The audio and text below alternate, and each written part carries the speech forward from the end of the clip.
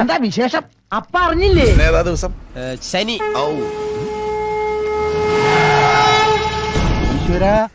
കൊച്ചേട്ടൻ ഇന്നിവിടെ നാശകോശമാവും. സമീപകാലത്ത് നമുക്കറിയാം SFIയുടെയും DYFIയുടെ ഒക്കെ നേതൃത്വത്തിൽ വരുന്ന ആളുകൾ ഏത് വിഭാഗക്കാരാണെന്ന് ആലോചിക്കും. ഇവിടെ മനുഷ്യരിക്കണു ഒക്കെ മൃഗങ്ങളല്ലേ, ഇരുകാലി മൃഗങ്ങൾ. ഇപ്പോഴത്തെ SFI ജില്ലാ സംസ്ഥാന സെക്രട്ടറിയുടെ പേരിൽ എത്ര കേസ്? എല്ലാരും വിളിച്ചു. അദ്ദേഹത്തെ അറസ്റ്റ് ചെയ്യുന്ന സമയത്ത് അദ്ദേഹം പിടികിട്ടപ്പുള്ളിയാണ്, പ്രൊക്ലൈംഡ് ഒഫൻഡറായിട്ട് പ്രഖ്യാപിച്ചിരിക്കുകയാണ്. ജാമ്യ വ്യവസ്ഥകൾ റദ്ദാക്കിയിട്ട്. ഇതൊക്കെ ഇപ്പോഴും ഓർമ്മയുണ്ട്. ഉണ്ട്, എല്ലാം ഈ നെഞ്ചിനകത്തുണ്ട്. ഒളിവിൽ പോയ ആളാണ്. ഒളിവിലിരുന്നുകൊണ്ടാണ് ഒളിവിലിരിക്കുന്ന അദ്ദേഹത്തെയാണ് SFIയുടെ സംസ്ഥാന ജനറൽ സെക്രട്ടറി ആയിട്ട് തെരഞ്ഞെടുത്തത്. നിങ്ങൾക്കൊന്നും നാണവും മാനവും അല്പം പോലും ഇല്ല. അതിനുശേഷം അദ്ദേഹം ഹൈക്കോടതി ഉത്തരവ് പ്രകാരം അറസ്റ്റ് ഭരിച്ചു. അദ്ദേഹം ജയിൽവാസം അനുഭവിച്ചു. ഒരു കാര്യമില്ല. അദ്ദേഹം ജയിൽവാസത്തിന് ചെല്ലുമ്പോൾ അദ്ദേഹത്തെ ജയിലിന്റെ കവാടത്തിൽ വെച്ച് SFIക്കാർ രക്തഹാരം അണിയിച്ച് സ്വീകരിച്ചു. ഇദ്ദേഹത്തിന്റെ പേരിൽ കുറ്റകൃത്യങ്ങൾ എന്തൊക്കെയാണെന്ന് അറിയാം. നിങ്ങൾക്ക് മാത്രമല്ല എനിക്ക് നാണക്കേടാ. ഈ ബീഹാറിലും മറ്റുമൊക്കെയുള്ള രാഷ്ട്രീയ ജനതാദളിന്റെയും ലോക്ദളിന്റെ ഒക്കെ നേതാക്കന്മാരുടെ പേരിൽ, അല്ലെങ്കിൽ സമതാ പാർട്ടിയുടെ BJPയുടെ ഒക്കെ നേതാക്കന്മാരുടെ പേരിൽ നിരവധി കേസുകൾ ഉണ്ടാവില്ല. അതുപോലുള്ള കേസുകളാണ് ഇദ്ദേഹത്തിന്റെ പേരിൽ ചാർജ് ചെയ്യപ്പെട്ടത്. ഇങ്ങനെയുള്ള ക്രിമിനൽ സ്വഭാവമുള്ള ആളുകൾ ഈ സംഘടനയുടെ എല്ലാ മേഖലകളിലും വരുന്നു. രാഹുൽ ഗാന്ധിയുടെ ഓഫീസ് ആക്രമിച്ച് വാഴ വെച്ച കേസ് നമുക്കറിയാം. ചൊട്ടയിലെ ശീലം ചുടല വരെ. അല്ല, ഞാൻ പറഞ്ഞത് ഈ കാപ്പ എന്നൊക്കെ പറഞ്ഞ നിയമം ഉണ്ടാക്കിക്കുന്നത് ഇതിനു വേണ്ടിയിട്ടാണ്, ഇങ്ങനെയുള്ളവരെ പൊക്കാൻ വേണ്ടിയിട്ട്. പിന്നെ ഈ സൗകര്യങ്ങൾ ദുരുപയോഗം ചെയ്യുന്ന ആളുകൾ ഇപ്പൊ നമുക്കറിയാം. ഒന്നാം പിണറായി സർക്കാരിന്റെ കാലത്ത് യൂണിവേഴ്സിറ്റി കോളേജിൽ SFIക്കാർ നടത്തിയ പോലീസുകാരനെ മർദ്ദിച്ച സംഭവം, പോലീസുകാരനെ മർദ്ദിച്ചതിന് ശേഷം അയാളെ ഭീഷണിപ്പെടുത്തി ഈ കേസ് പിൻവലിപ്പിക്കാൻ വേണ്ടി ശ്രമിച്ചു. എന്റെ മേലുള്ള പിടിയൊന്ന് വിട്ടു തന്നാൽ പെൻഷൻ പറ്റുമ്പോ എന്റെ ഡ്രൈവറായിട്ട് എന്റെ കൂടെ നിൽക്കാം. ഇല്ലെങ്കിൽ ഉള്ള പെൻഷനും വാങ്ങി ഇനിയുള്ള കാലം തെണ്ടി തിരിഞ്ഞടക്കേണ്ടി വരും. പറഞ്ഞേക്കാം. അതിനുശേഷം ഇവർ കോപ്പിയടി കേസിൽ അവർ ക്രിമിനൽ കേസിൽ പ്രതിയാവുന്നു. ക്രിമിനൽ കേസിൽ പ്രതിയായിരിക്കുന്ന സമയത്ത് ഇവർ പോലീസിലേക്ക് റിക്രൂട്ട്മെന്റ് കിട്ടിയെന്നുള്ള ഈ കാക്കിക്കുപ്പായത്തുള്ളിലെ മനസാക്ഷി മരിച്ചു മരവിച്ചു പോയിട്ടില്ലെങ്കിൽ ഈ സംഭവങ്ങളെ കുറിച്ച് സാർ ആദ്യം അന്വേഷിക്കും. PSC പരീക്ഷയിൽ കോപ്പിയടിച്ചാണ് ഈ യോഗ്യന്മാർ ഒന്നാം റാങ്ക് കരസ്ഥമാക്കിയത് എന്ന സത്യം പുറത്തു വരും. ഇതൊക്കെ കഴിഞ്ഞിട്ട് സംഘടനയ്ക്ക് വല്ല കുലുക്കുണ്ട്. യാതൊരു കുലുക്കും. എന്നാലും തന്റെ ഒരു തൊലിക്കെട്ടി.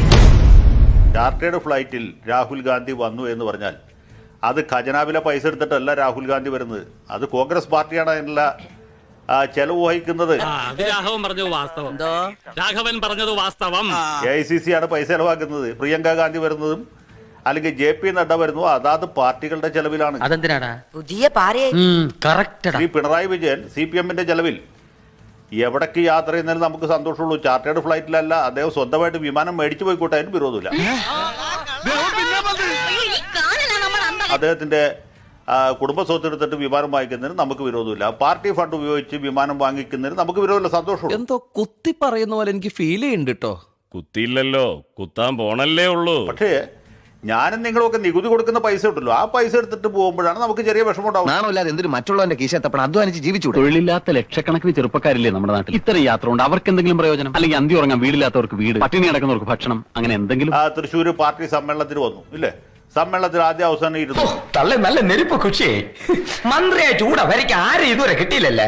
ആരെവിടെ? അത് കഴിഞ്ഞ് അദ്ദേഹം തിരുവനന്തപുരത്തേക്ക് പോകുന്നു. ഹെലികോപ്റ്റർ ഉപയോഗിച്ചിട്ടാണ് പോകുക, അല്ലെങ്കിൽ മറ്റ് സ്വകാര്യ വിമാനം ഉപയോഗിച്ചിട്ടാണ്. ഞാൻ ടയോട്ടാണ്, ഞാൻ ക്ഷീണിതനാണ്.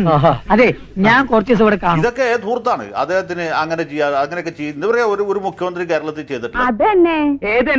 അവൻ പറഞ്ഞ നേരെ. ഞാൻ പറഞ്ഞത് ഈ കേരളത്തിൽ ഏതെങ്കിലും ഒരു മുഖ്യമന്ത്രി 25-30 വാഹനങ്ങളുടെ അകമ്പടിയോടുകൂടി സഞ്ചരിക്കുന്നത് നിങ്ങൾ കണ്ടിട്ടുണ്ടോ? ഞാൻ കണ്ടിട്ടില്ല. ഏതായാലും കള്ളി വെളിച്ചത്തായി. ഇനി എന്തിനാ സുഖി ഒളിച്ചു കളി? ഉള്ള കാര്യം തുറന്നു പറഞ്ഞാട്ടെ. പരിഹാസ ശരങ്ങൾക്ക് നടുവിലൂടെ ആയുധമില്ലാതെ നീങ്ങുന്ന ഒറ്റപ്പെട്ട പടയാളിയെ പോലെയാണ് ഞാൻ. കരുണാകരന് പോലും മുമ്പിൽ ഒരു പൈലറ്റ്, പുറകിൽ ഒരു എസ്കോർട്ട് മാത്രം ഉണ്ട്. ശ്രീ പിണറായി വിജയൻ പോകുമ്പോൾ എന്താണ്, അല്ലെങ്കിൽ ഹെലികോപ്റ്ററിൽ പോണത് പോകണ്ട, അത് റോഡ് മാർഗം യാത്ര ചെയ്യുമ്പോൾ എന്താണ് സ്ഥിതി? തിരുവനന്തപുരത്ത് നിങ്ങൾ കാണുന്നത് ഓവർടേക്ക് ചെയ്യാൻ ഒരുത്തരെയും ഞാൻ സമ്മതിക്കില്ല.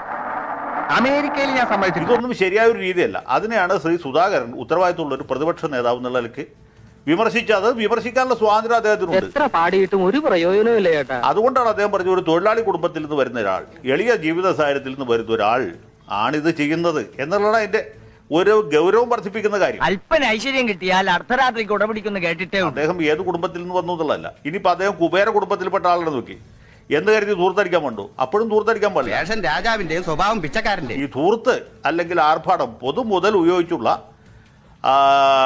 എന്താണ് അനാമത്ത് ചെലവുകൾ അത് പരമാവധി കുറക്കണം. എനിക്കത് വലിയ ശീലമില്ല. ശരിയാ, നിനക്ക് മുങ്ങുന്ന ശീലമില്ല, മറ്റുള്ളവരെ മുക്കുന്ന ഏർപ്പാടേ ഉള്ളൂ. അദ്ദേഹം മന്ത്രിസ്ഥാനത്ത് ഇരുന്നുകൊണ്ടാണ് വിമർശിക്കുന്നത്. അദ്ദേഹം പക്ഷെ നടത്തിയത് കേവലമായ വിമർശനവുമല്ല, ആണല്ലോ. ഇദ്ദേഹം നടത്തിയിട്ടുള്ള അവഹേളനമാണ്. കാരണം ഭരണഘടന ബ്രിട്ടീഷുകാരുണ്ടാക്കി ഇന്ത്യക്കാരെ കൊണ്ട് അവതരിപ്പിച്ച ഒരു സാധനമാണെന്ന് അദ്ദേഹം പറയുന്നു. അത് തന്നെ ചരിത്രപരമായിട്ട് തെറ്റല്ല. ചുരുക്കി പറഞ്ഞ ഞങ്ങളെ പോലെ അമ്മാവന് ഒരു ഒന്നാം തരം പിഴയാ. 1947 ഇന്ത്യക്ക് സ്വാതന്ത്ര്യം കിട്ടിയതിനു ശേഷമാണ് ഈ ഭരണഘടനാ അസംബ്ലിയുടെ പ്രവർത്തനം സജീവമായത്. എത്ര പാടിയിട്ടും ഒരു പ്രയോജനമില്ല ചേട്ടാ. ഡോക്ടർ അംബേദ്കറുടെ നേതൃത്വത്തിൽ ഇവിടെ ഒരു ഡ്രാഫ്റ്റിംഗ് കമ്മിറ്റി ഉണ്ടാക്കി. അപ്പൊ അദ്ദേഹം ഈ ഡ്രാഫ്റ്റിംഗ് കമ്മിറ്റിയെ അതുപോലെ ഭരണഘടനാ ശില്പികളെ തന്നെ അവഹേളിച്ചിരിക്കുകയാണ്. ഞാൻ അപ്പോഴേ പറഞ്ഞാണ് ഉമ്മാരോട് ഇതൊന്നും ഏക്കൂലെന്ന് എന്ത് തോന്നിയ സ്വടം കാണിച്ചത്. അത് ബ്രിട്ടീഷുകാരുടെ ചട്ടകമായിരുന്നു, ബ്രിട്ടീഷുകാരുടെ ആജ്ഞാനുവർത്തികളായിരുന്നു എന്ന് പറയുന്നു. അത് തന്നെ തെറ്റാണ്. അതങ്ങനെ ചുമ്മാ പറഞ്ഞ് അവസാനിപ്പിക്കാൻ നോക്കില്ല. ചരിത്രപരമായിട്ട് തെറ്റാണ്, രാഷ്ട്രീയമായിട്ട് തെറ്റാണ്, ഭരണഘടനാപരമായിട്ട് തെറ്റാണ്. അപ്പൊ അത് തന്നെ തെറ്റാണ്. അതിന് അദ്ദേഹം ആദ്യം തന്നെ മാപ്പ് പറയും. നടക്കണ്ട. രണ്ടാമത് അദ്ദേഹം ഭരണഘടനയിലെ വ്യവസ്ഥകളെ ദുർവ്യാഖ്യാനം ചെയ്യുന്നു. ഭരണഘടന ആൾക്ക് തീരെ വിദ്യാഭ്യാസം വിവരമൊന്നും ഇല്ലേ, വിഡ്ഢിത്തിരെ പറയുള്ളൂ. തൊഴിലാളികളെയും അതുപോലെ അധ്വാനിക്കുന്ന ജനവിഭാഗത്തെയും അവഹേളിക്കുന്നതിന് വേണ്ടി, അവരെ ചൂഷണം ചെയ്യുന്നതിന് വേണ്ടിയാണ്, കൊള്ളയടിക്കുന്നതിന് വേണ്ടിയിട്ടാണ് നോക്കുന്നത്. അത് അതിനേക്കാളും വലിയ തെറ്റാണ്. അപമാനിക്കരുത്. ഭരണത്തിന്റെ ഇടനാഴികളിൽ ഇന്ന് വരെ ആരും എന്നോട് ഇങ്ങനെ ഇടപെട്ടിട്ടില്ല. മൗലികാവകാശങ്ങളിലും നിർദ്ദേശക തത്വങ്ങളിലും ഒക്കെ തൊഴിലാളി വർഗത്തിന്റെ അല്ലെങ്കിൽ അധ്വാനിക്കുന്നവരുടെ അവശ്യ വിഭാഗങ്ങളുടെ ഉന്നമനത്തിന് വേണ്ടി എത്ര എത്ര വ്യവസ്ഥകളുണ്ട്. സമത്വത്തിന് വേണ്ടിയുള്ള അവകാശം. മാത്രമല്ല 47-50 കാലത്താണ് ഈ രാജ്യത്തെ പ്രധാനപ്പെട്ട എല്ലാ തൊഴിൽ നിയമങ്ങളും ഉണ്ടായിട്ടുള്ളത്. ഇൻഡസ്ട്രിയൽ ഡിസ്പ്യൂട്ട് ആക്ട് ആണെങ്കിലും ഫാക്ടറീസ് ആക്ട് ആണെങ്കിലും ഇതൊക്കെ ഇവിടെ ഉണ്ടാക്കിയത് ആരാണ്?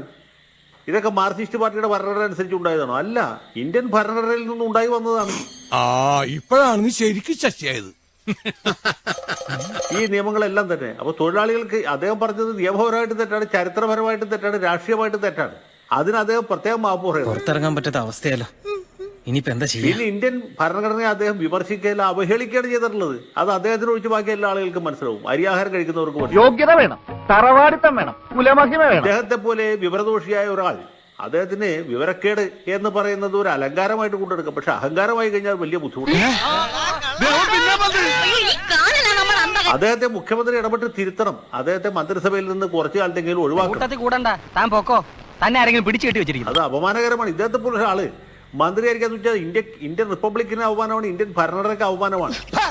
നിനക്കൊന്നും പറ്റിയതല്ലടാ. EMS മന്ത്രിസഭ കേരളത്തിൽ നിയമം കൊണ്ടുവന്നു എന്ന് പറഞ്ഞാൽ എന്ത് വിഡ്ഢിത്തരമാണത്?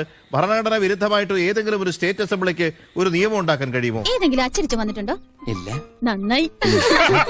അച്ചടിച്ചു വന്നിരുന്നെങ്കിൽ ആരെങ്കിലും പിടിച്ചടിച്ചേനെ.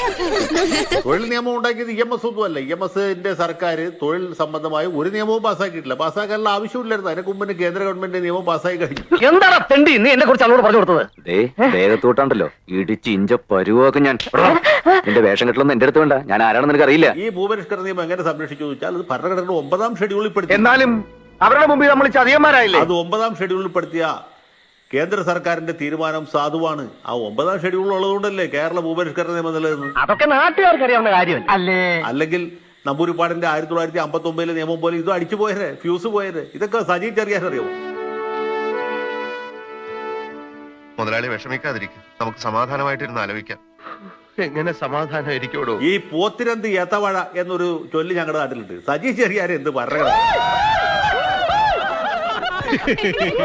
ആളെ പിടിച്ചിവിടെ മന്ത്രിയാക്കിയിരിക്കണ്ടേ? സംസ്കാരം ഇല്ലാത്തവൻ സാംസ്കാരിക മന്ത്രിയും, മനസ്സുകൊള്ള സിരിച്ച വിദ്യാഭ്യാസം ഇല്ലാത്തവൻ വിദ്യാഭ്യാസ മന്ത്രിയായിരിക്കുന്നു എന്നുള്ളതാണ് കേരളത്തിന്റെ ഏറ്റവും വലിയ ശാപം. നമ്മൾ ഓരോ ദിവസവും കണ്ടോണ്ടിരിക്കുകയല്ലേ. അദ്ദേഹത്തെ പോലെ ഒരാളെ മന്ത്രിയാക്കിയതാണ് നമ്മുടെ ശാപം, നമ്മുടെ നാടിന്റെ ദുര്യോഗം. നമ്മുടെ ഓരോ മലയാളികളും ലജ്ജിക്കണം ഇദ്ദേഹത്തെ പോലെ ഒരാൾ മന്ത്രിയായിരിക്കുന്നത്. ചേട്ടാ അപമാനിച്ചേ ഞാൻ പോയി. കയ്യിലിരിക്കണ കാശ് കൊടുത്ത് കടിക്കണ പട്ടിയെ വാങ്ങി എന്ന് പറഞ്ഞ പോലെ ഒരു 6 ഇഞ്ച് നീങ്ങി ഒരു ചുവന്ന സ്വിച്ച് കാണുന്നുണ്ടോ? കാണുന്നുണ്ട്. ഈ സ്വിച്ചിന്റെ കാര്യമാണ്.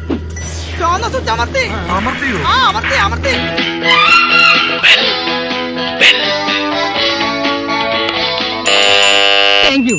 ഈ ഉപകാരം മറന്നാലും ഞാൻ മരിക്കില്ല. ഇതൊക്കെ എന്ത് അപ്പോ നാളെ നേരത്തെ തന്നെ ഇങ്ങോട്ട് എത്തണം കേട്ടോ? ശരി.